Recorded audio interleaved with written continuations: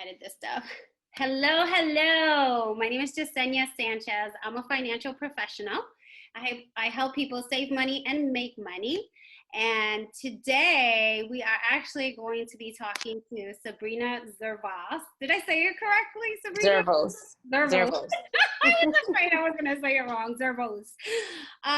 Because this is October is actually Breast Cancer Awareness Month, and she's going to share her personal story with us. And I'll be asking her some questions as well. But I had asked her probably a couple of weeks ago if she would be willing to kind of share her story and her experience and things to help people understand what it's like and to be more aware of the breast cancer. But we'll get more into that. But yes, we were supposed to do this probably 2 weeks ago, but with her crazy busy Hey, schedule, we're here now. yes, exactly. So she has two sons, one who is an adult, and the other one is, how old is Aiden again? He's 12. 12. Okay. And then a husband, and they live in St. Cloud, Florida, and I'm in Orlando, Florida. So I'm super excited. So I do want you to kind of share like your experience, like how, like just start talking about your story, as far as like how old you were, how did you find out? And Well, basically started when I was 35 years old. It was just about 3 months before my 36th birthday. And there's no way to put it, but I just kind of had a feeling when I woke up and felt pain in my right breast.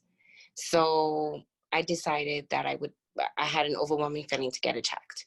At this point, we really didn't have too much of a family history. We do have my great grandmother who died of ovarian cancer, but we don't know all of the family members like that to know that we really didn't have a very high family history.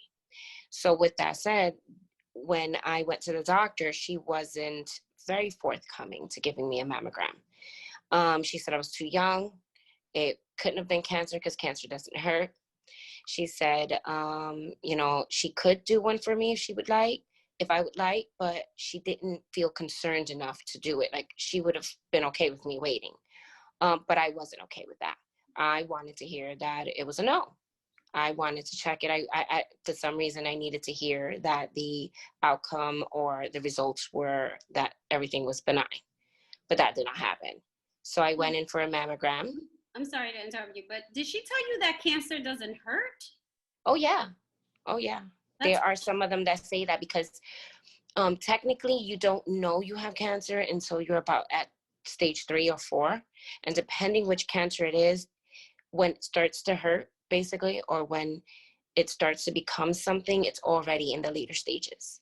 Usually when you go to stage 0, stage 1, stage 2, you don't always feel something. It's not painful. Okay. So technically, you're not supposed to feel pain, especially in the beginning. So part of what she was saying is correct. Okay. So, but I still couldn't shake the overwhelming feeling to get checked. So sure enough, we went back and forth, and I did not leave until I got a referral to have a mammogram. So I would say the mammogram was about 2 weeks later. So I went to have the mammogram, and at the mammogram place, it was funny because there was other women there. One of them whom I worked with, I didn't really know her, but I worked with her, and she got her results instantly. So sitting there waiting for them to give you your results, but they're not quite giving you your results. They're taking second scans, and that's when you start to worry. Like, why are they not telling me my result? They told her results. She's gone. She got here after me. So why are they not telling me my results? The results are they saw something suspicious, so they want me to have a biopsy.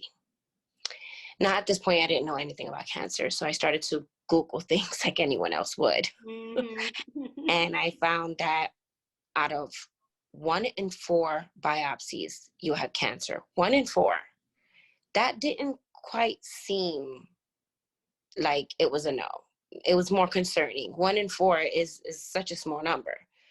So I kind of I worried until I had the biopsy. The biopsy was probably a few days later. In the biopsy, they put you in the same machine that they put a mammogram. So the mammogram is with the 2 plates that come down. Well, they're in the edge of that mammogram, they can put like this gun that they put the needle through to take a sample and a biopsy. It is a little loud when they, pop it. And when they go in, they are scanning you while they are guiding the needle through so that they can get the location that they find that is suspicious that they want to test. So they go in, they find it, they take a sample of it, then they insert a titanium chip so that they can see changes around that tissue to make sure to see if it grew or anything like that. So you fast forward, in about 3 days, I found out I had cancer. They said stage 0 DCIS, ductal carcinoma in situ, meaning in situ, in place. Ductal carcinoma is considered stage 0. So you still think maybe it's not a concern, but what people don't understand is even in early stages, they treat it just as strongly and just as harshly as if you had stage 1, stage 2, stage 3. So you lose your breast. Some people need chemo, depending on I think now they do something called an onco type test. I never got the onco type test, but based on the numbers, if they're low, you don't need chemo. If they're higher numbers that you can get a recurrence, then they would suggest chemo. So it's a new test that's coming out, which sounds pretty much what it is. So what did you end up having done? Chemo and radiation, or just radiation? No, I didn't have either, because at this point I'm stage 0. Right. So we did, the issue was, do I get a mastectomy or do I get a lumpectomy? What? That sounds insane. Okay. So I'm but sorry. the decision wasn't made. Huh? No, the decision wasn't made there, because you can do a lumpectomy where they take a portion off, only just a portion, and they clear the margins, and you don't really have to remove anything, just breast tissue. Right. But I thought you said they treated it like you had stage 3 or stage 4. 2 or stage 1. Yes, because, okay, the way to explain this is all DCIS does not turn into invasive cancer, but all invasive cancer comes from DCIS. Did you understand? That's so, yeah, so they don't know why or which women it will progress in. They only know that all of breast cancer came from DCIS, but not all DCIS can develop into invasive cancer. Okay. So then the next level of it was, I was too young to have breast cancer, so why not? At this point, there was like an article that came out with Angelina Jolie where she said that she had the BRCA gene. So it was a big thing that year that she came out. In that time that she came out, that's when they started highly testing for BRCA genes. So they sent me to a genetic counselor and decided maybe I should check because I was so young. And it's something that I read and I wanted, so I was happy that they offered it. I went to Weill Cornell in New York City. Amazing hospital. They had a whole team. So I didn't have to go to different doctors. It was all a team. Your breast surgeon, your breast cancer doctor, your oncologist, your plastic surgeon. It's different surgeons in the room. So wait a minute. You were living in New York at this point, right? Yep. Yeah. You've only been in Florida 4 years. Okay. Correct. And the cancer was about 6 years ago, almost 6 years ago. Wow. So yes. So at this point, they have a whole team, so it's great. They do all the work with insurance and all that. Having a team actually helped. It helped that you didn't have to call. It helped that you didn't have to worry about the little parts, the insurance parts, the getting approved parts, because you're going through cancer. Like, I don't care if it's even early stages, you have the thoughts of, what if this is more than what they say it is, which is where I'll get to my next point. So sure enough, 2 weeks later, I went to the genetic counselor. Genetic counselor didn't think I would test positive for the BRCA gene, but I did. I'm BRCA2 positive. What it means to be BRCA1 or BRCA2 is through your lifetime, they give you percentages on how you'll have your cancer. So BRCA1, BRCA2 are slightly different, but for the most part, you're about 80 to a 90% chance of getting breast cancer through your lifetime. So how that works is by age 30, it's only maybe a 20%. By age 30 or 40, maybe 50%. And then it goes up as you age. Correct. Got it. So it increases, and through the lifetime by 70, it's about an 87% chance. I think is the correct number. Wow. And how So many at this levels point, are there in the BRCA?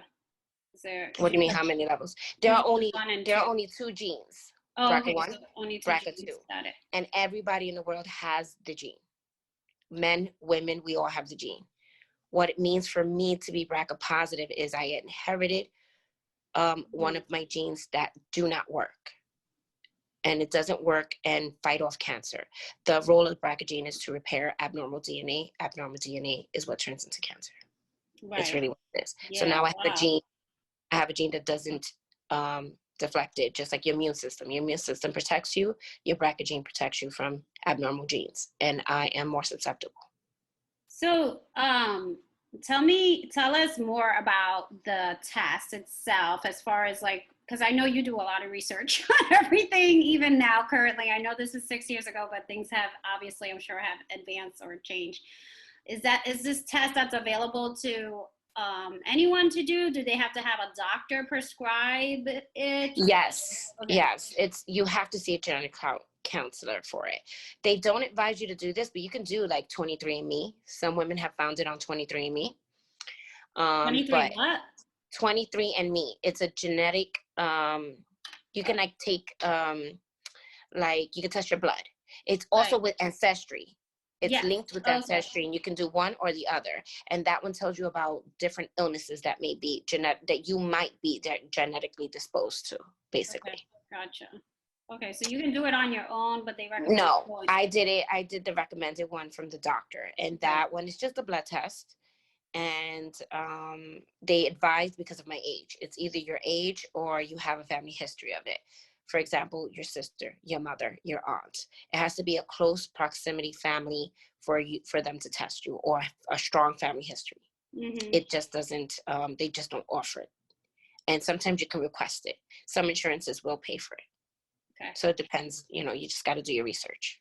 Got it. But I was advised to do it, and I wanted to do it, and it was shocking So, knowing that so let's go back to your decision making now. Either because that now, changes it. huh? That changes your decision. Now lymphotomy is off the table. Oh, so you had the test done first before you decided. Correct. Okay, Correct. Because I gotcha. wanted all the facts before I decided. Because if I wasn't BRCA positive, maybe I don't have to do a mastectomy. Mm-hmm. Right. Maybe I don't have to go so radical. So it was part of the decision making. Nice. Okay. So when I tested positive, that's when I decided I think mastectomy would be a good idea. In the decision making, that wasn't even easy, because the doctors, they have their own way of wanting to do your surgery. They have their mindset on what they want to do, whether because you have a choice. You have a choice of not putting implants. You have a choice of reconstructing, not reconstructing. And it's different for everyone, because people who have to do radiation might wait to be reconstructed or do it first. It depends. There's so many choices. There are so many choices. Wow, that's overwhelming. I would imagine just the fact that you, first of all, you had to go through this, and At 35. yeah, that you got diagnosed with breast cancer, and then trying to decide, about how they were going to handle the Reconstruct or for your breast. And decision. Yes. So how are you feeling at this moment? Because I know for a lot of women, like, our breasts are a huge part of who we are, right? Yes. It And makes us feel beautiful. We're taught from very young that there are, you cover them up. You don't, they're sex objects. You're taught this from a young age, that those are things that you cover up, that men look at. So we connect our breasts with our beauty. We sure do. Some of us connect our breast, our hair. There's certain things that we connect, being a woman, being beautiful, and breast is part of one of them. Of course, very important. People who think it's not as important, and they say things like, they're just breasts, your life is more important. While you are correct, you don't understand the ramifications until you go through it, when it is ripped away from you, when it is not your decision to do it, when it's out of your hands, and it's either life or your breast. So yeah, the decision is easy, and I wouldn't say easy, but yeah, you have to make the decision. But no part of it is easy. No part of it. Just because you're sick doesn't mean it's an easier decision to just get your breast Right. removed. No, Yeah. no, by no means. And Yeah. imagine how harder it is for the BRCA women who their mother have died at young ages, and they're deciding to do preventative mastectomies, because I know people who have done Wow. preventative. Mhm. Imagine not being sick and deciding to, it's like you're removing a part of your body. Mhm. You're having it removed, and it doesn't feel the same ever again. Never ever again would it ever feel the same. It's not the same feelings. Did It's you not. cry a lot, Sabrina, through that Of process? course, who wouldn't? Of course I did. Come on. Even though I joked, I remember a friend Yes, coming because I over. know you love making jokes Yes, and you're very I had. positive in life. Oh my God, I had a friend that came over, and I remember I was crying so much over the last few weeks that I was at a point where I didn't want to cry anymore. So a friend came over, and I'm telling her my story, and she's literally like just bawling. And I'm like, you want to have a shot? Because she's like, why are you not bawling? I said, because I cried enough. I don't want to cry Right. right now. Yeah. I'm So done. you do go through it. You go through these phases. It's really weird how these phases happen, but they're phases, and nonetheless, everyone has their own journey. This is how my journey fell out, but not Right. everyone has the same journey. Yeah. It depends how you feel, who's your support. Um, if you have financial difficulties, all of this ties into breast cancer, all of it. Mhm. Not being prepared or being prepared. Luckily, I was at a company that gave me short-term disability. If I Right. needed to be home for 6 months, I got paid. There are companies that offer where you buy in, where it's only about $7 more a month or $7 more paycheck to buy in from 60% to 70%. Well, when you go through this, you don't realize you can get it so young. Mhm. So when you're not prepared, you don't buy into things like this. You don't have life insurance. You don't have any of these prepared. So what do you go and what do you do? It becomes much difficult for a breast cancer or any person with cancer. If I can't work, what am I going to do? Who's going to Right. support me? Where am I going to live? Do you have enough support? It becomes a lot of decisions, or when it all comes crashing down on you, Yeah. and you have to decide. Thank God for me, I had my husband, who was my support system, my Yeah. children, who were my support system, and that was enough. And I had friends. I had friends who were there for me in ways I never thought I needed until I got it. Wow. So That's awesome. it So be, it be, it tells you what your priorities are. I must say, though, cancer will put your yeah, priorities into perspective. kind of a little bit like the COVID, right? A little bit like the pandemic. Yes, As it far can be as scary, and it is, because for some people it is deadly. So it's scary nonetheless. right. Anything you go through, anything that can take your life, anything that is an illness, anything that is sudden, and you feel like, oh my God, I can die, it's a big deal. Yeah. Or, die too soon. Like, yeah, I know I'm gonna You're too young. die, but I'm not Yeah, planning on dying until I'm 100. you know, That's my goal. I got some time. But then, yeah, to get something like that when you're super young, as you were, that's crazy. So, how did your husband handle it? As far as, if you don't mind sharing, you don't have to share as far as well, he, he's more a private person, but he right, handled it pretty well. He was there to support.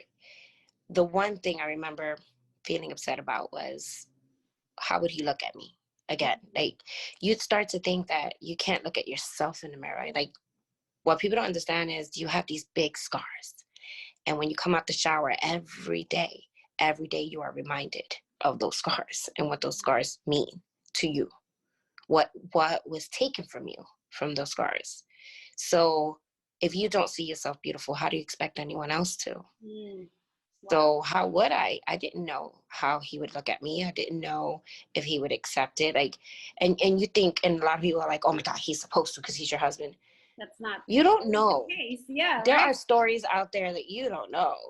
Luckily for me, that it was a good situation. right, He never looked at me differently. He always looked at me and still looks at me as if I'm his beautiful wife. mm, There's nothing that changed about that, which I think helped me to get where I'm at today, where I'm great. I'm doing well and I feel beautiful.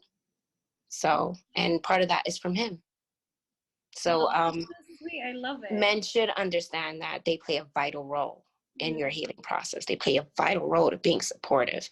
You know, I've heard stories or read stories at night, because when you stay up at night, you just Google and Google and Google. You hear the stories, you read the stories, and you hear about men who call their women ugly after breast cancer, or they leave, or they cheat. Do you know what that does to that woman?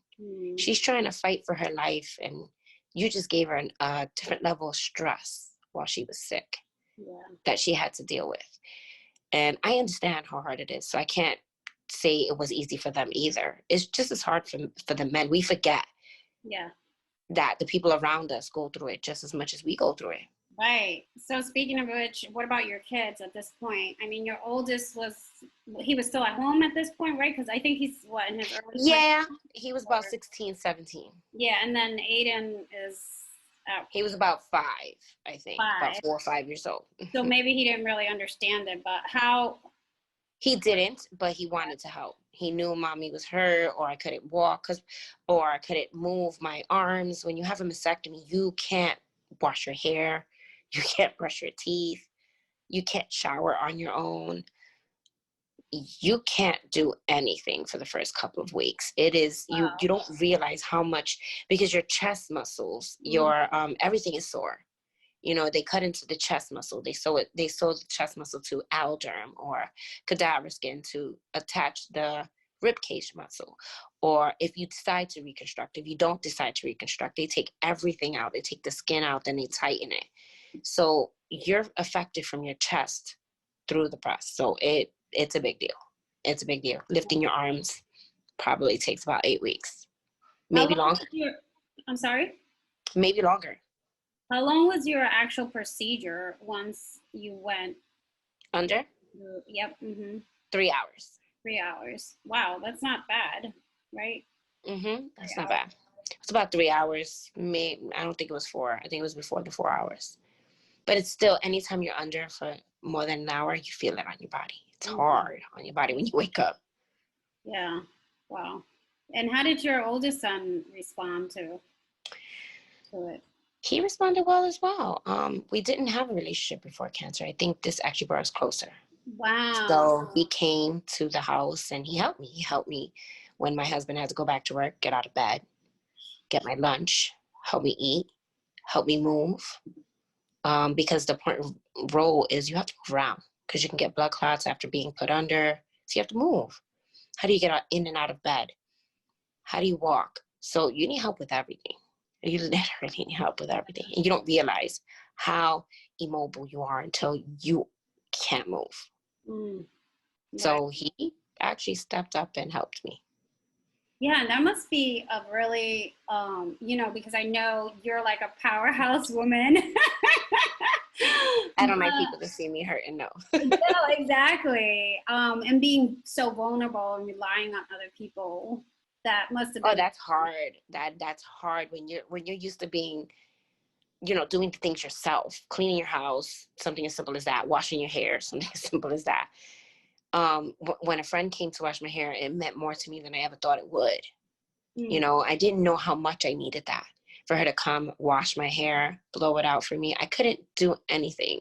Wow. So it's hard when you're used to being or doing things on your own, to let other people do it for you. When you're used to doing things, you're not used to waiting for people. You're not used to having people wait on you. It's hard when you don't like relying on other people. It makes you realize who is there for you, who isn't there for you. Right. So you're home now for 8 weeks, you said, is the recovery process? They say 8 weeks, but it's not really 8 weeks. It depends on you. It depends on if you have complications. It depends if you're getting reconstructed. Reconstruction takes a while. Like, I didn't even realize. I chose under in the crease fold. My scars are from the crease fold from the middle all the way to the sides. Okay. And that's called a nipple sparing mastectomy. So I get to keep everything looks like me. The scars underneath, you can't really see them as much. And if they do a really good job, it actually looks like you can't see them at all when you're wearing something that covers the scars. Right. So they look pretty good. The earlier stage you are, the more options you have for reconstruction. Mm-hmm. If you don't do radiation, the more options you have for reconstruction. The smaller you are or the bigger you are also makes a difference. If you're really large and breasts, they may not be able to save your nipples because it's too far from the blood vessels that attach to the chest wall. So your options change with size, your options change with age, with treatment. So your options either get smaller or they're in a large pool. But there's a lot of options now. Wow. So the reconstruction part for you was in addition to you recovering, right? Correct. I had what's called expanders put in. Okay, I've heard of that. They're temporary. They're before you get your implants. So you have to get them filled and they have to stretch out the muscle from your chest muscles so that you have a pocket that holds the implant up. So I had to get it stretched. And the way you get it stretched is the expanders have a port where they put a needle and they inject, I think, a saline. Mm-hmm. And you get different fills. So for every 2 weeks, I got about 50 cc's or 100 cc's. It depends what your body can take. And they don't tell you how tight your chest feels. You can't go to work the next day. For me, I couldn't go to work the next day. The doctor said you could, but there was no way. It was tight. It felt like an elephant was sitting right on your chest. Wow. So wait a minute. Let me get this straight. Were you, because I actually have a friend that went through breast cancer. She still worked while going through all of the treatment. She had the chemo, radiation, all of that. She was working. I worked. I went back to work and did my fills and went home. I did the same thing. So you, throughout the process of all of this, you still worked, even though you were getting some disability. At this moment, okay, see, my thought process was I didn't want to be labeled with disability. I didn't want to be labeled. I felt I'm going to do it. I got this. I can handle it. I didn't need anyone. No one was going to tell me it was going to change me, but it does change you. It changes you. You can't help it. It changes you. Right. So I thought it wasn't going to change me. So I was kind of like in denial in that sense. A little stubborn, I would say. I can be, yes, you are right. Which could be to your benefit, right? But sometimes it can. Sometimes it can. Wow. Okay, so you were working still, and then as far as you had the. I went back to work, I think 10 weeks after, and then I did the fills.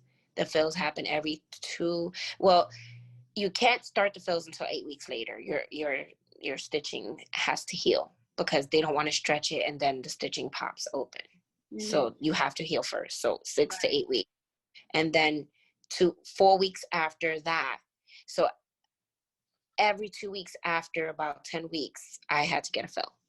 And the fill took about 3 months because every 2 weeks, that means only twice a week, depending on how you want your size to be, can take a couple months to get these fills. So at this point, you're not on any medication throughout, I mean, maybe pain medication after your initial procedure, right? After 10 weeks, no.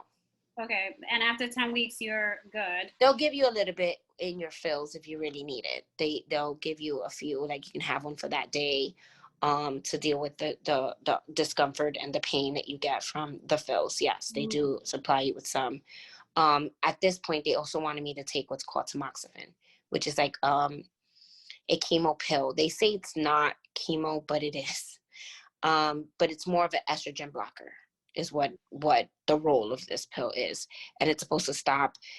What I found out in a pathology report after my surgery was that I had estrogen receptor positive cancer, which means my estrogen feeds the cancer, which will help the cancer grow.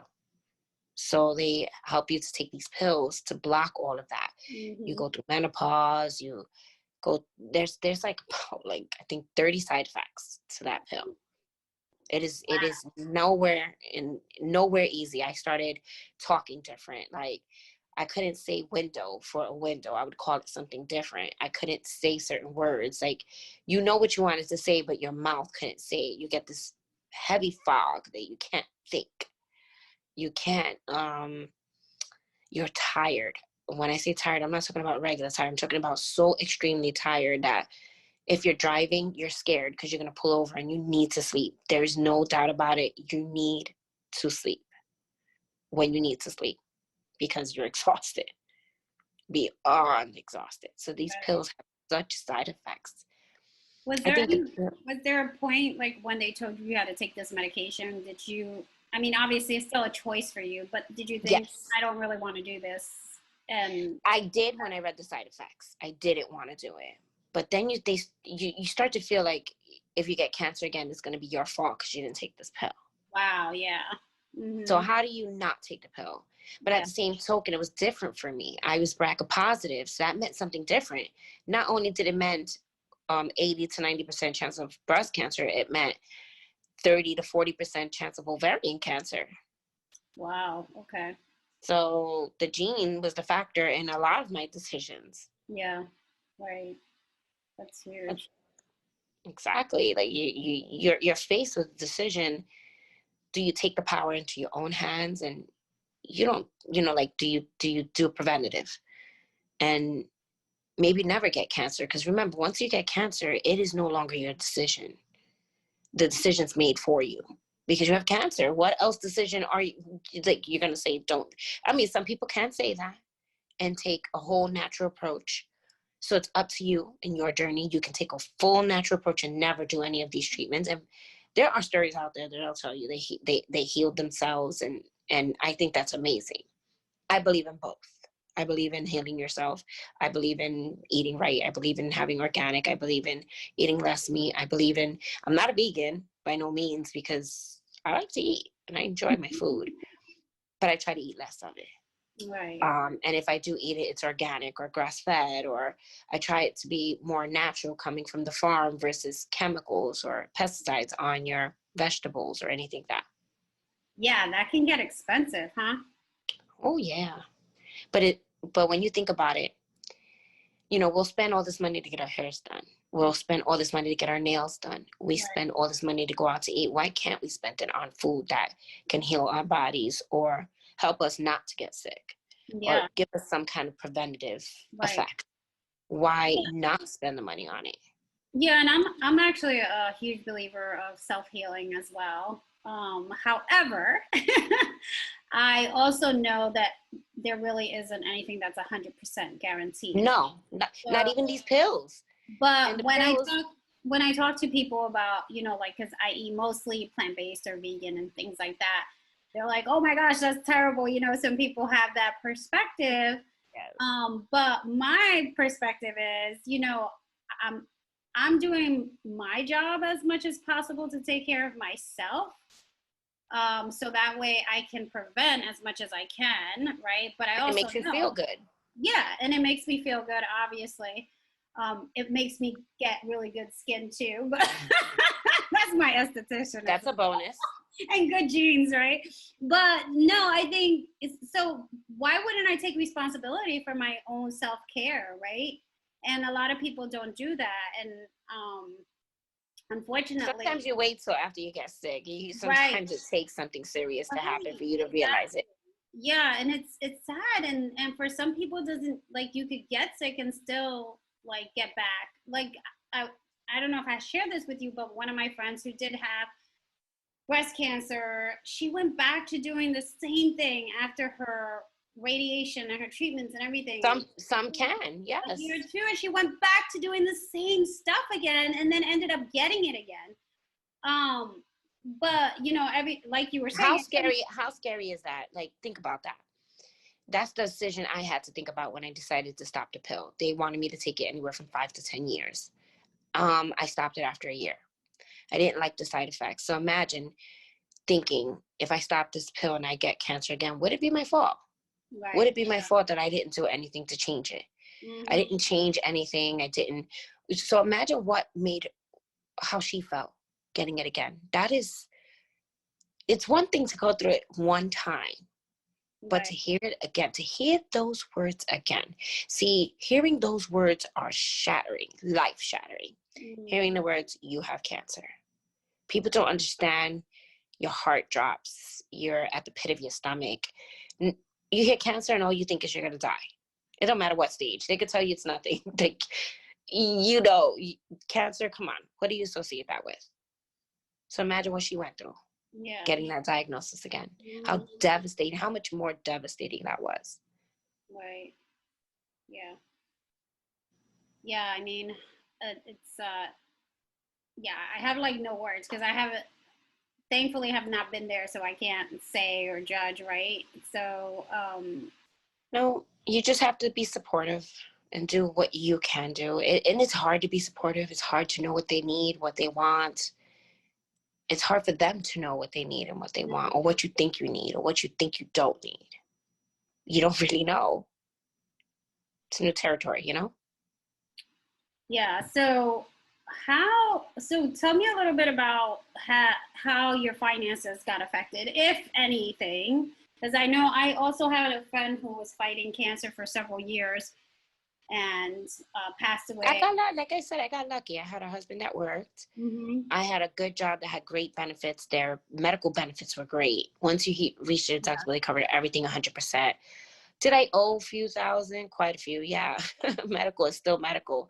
When they give you your documents back, like when they go through your insurance and they give you like the bill and it says how much the insurance paid and how much you're supposed to pay, I can say those, if I remember correctly, they all tallied to about $400,000.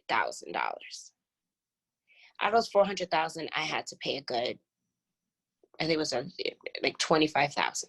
That's really good because I've heard, like the recent friend I was telling you about, that she passed away in November or December. This was a different friend.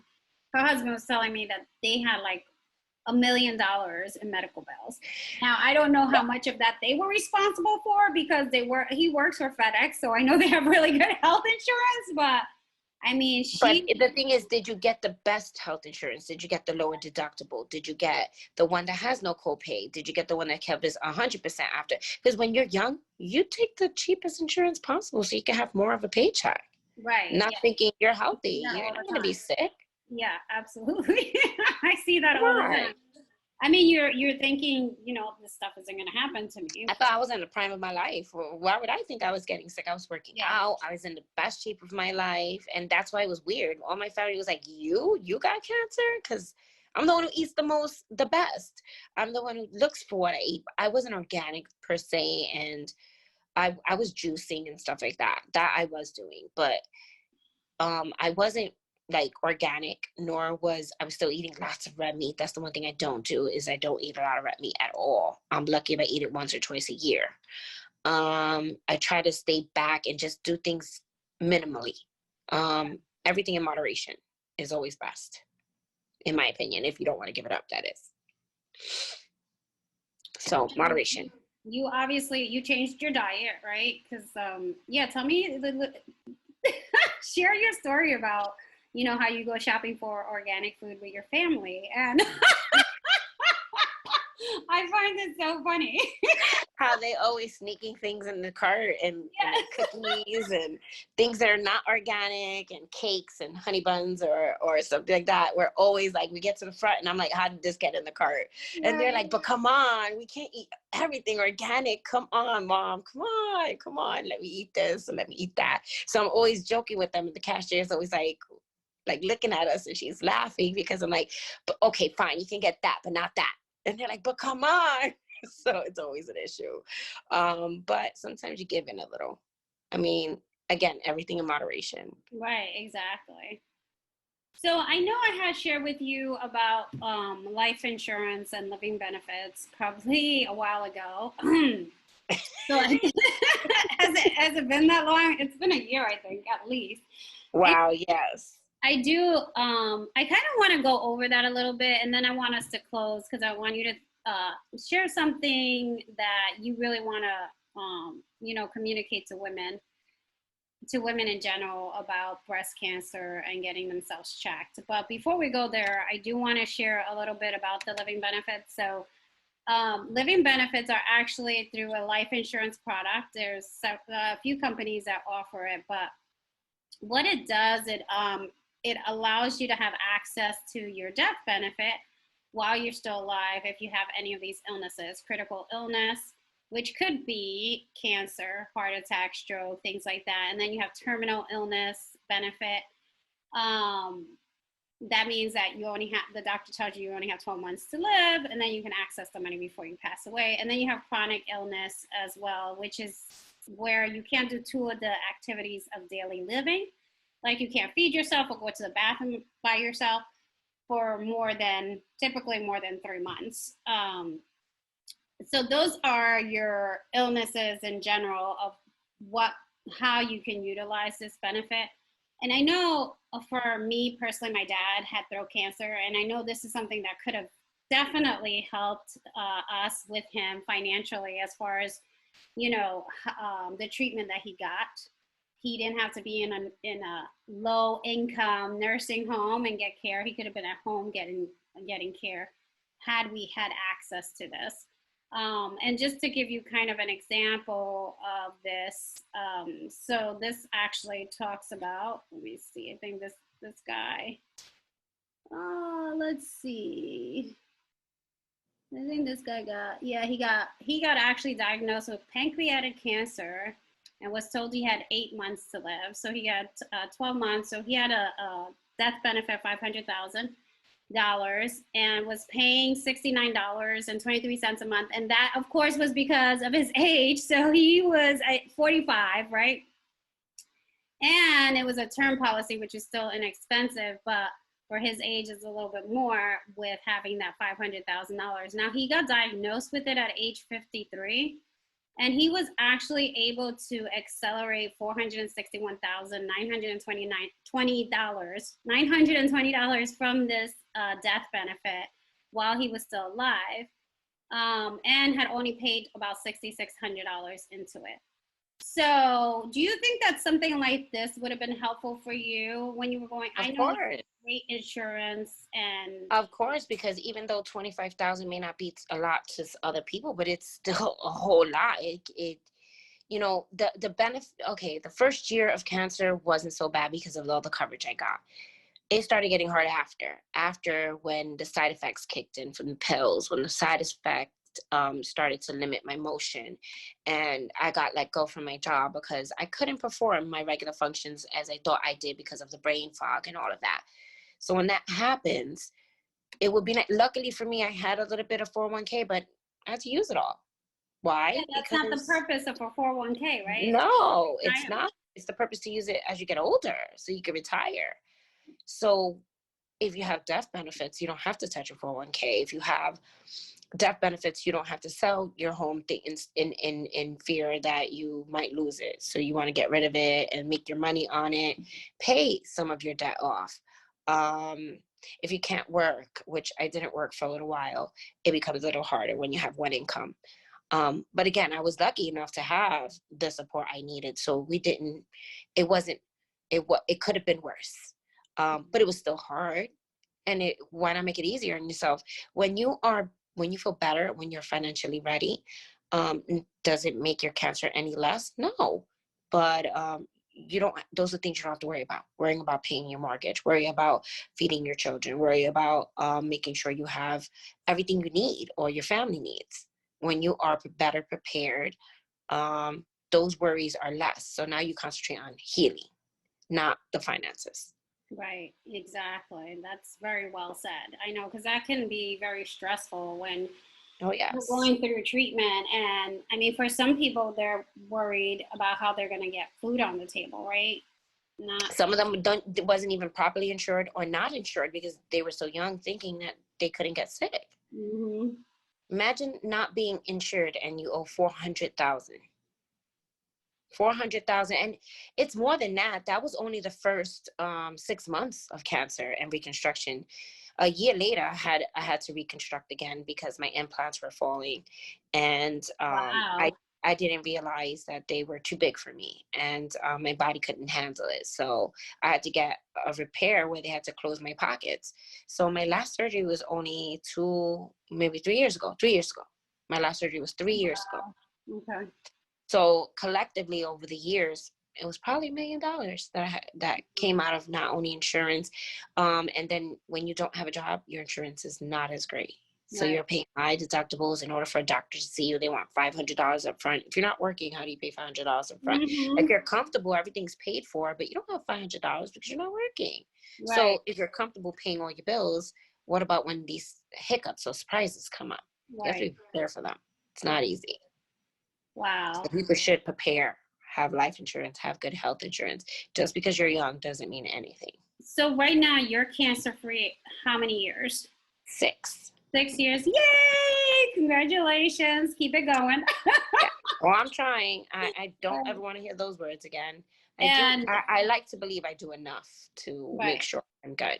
And I know we've talked about life insurance. So for you getting life insurance, I know it's a lot harder too for people who get cancer, who get diagnosed with cancer. If you don't have life insurance before you get cancer, some policies are so high in price, or you have to wait 10 years being cancer free to even get accepted.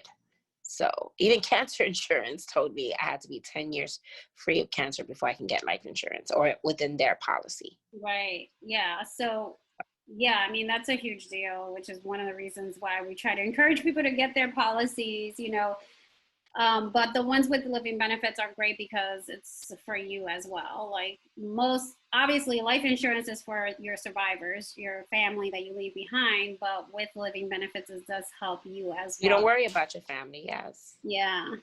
So, so what's one thing or a couple of things that you want to share to actually kind of to suggest to other women about breast cancer awareness? First and foremost is pay attention to your body.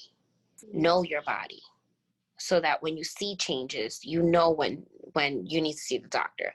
A lot of times we don't pay attention to our bodies. We're not aware of everything in our bodies, so we don't see the changes fast enough. Our bodies will tell us or will show us certain changes if we just pay attention. And once you pay attention, or you get that feeling, maybe I should get checked. What's the harm in getting checked? You might just get, no, you're all clear. So let me tell you a story. I know somebody who I haven't seen in family member. I won't say it is because it's her story, so I don't really need to say who she is. But she came to my house not knowing that I had cancer, because we didn't see each other for years. Family, it don't matter if you're family, long family, closer in family, life happens when you get older. You move away to different states, you live your life.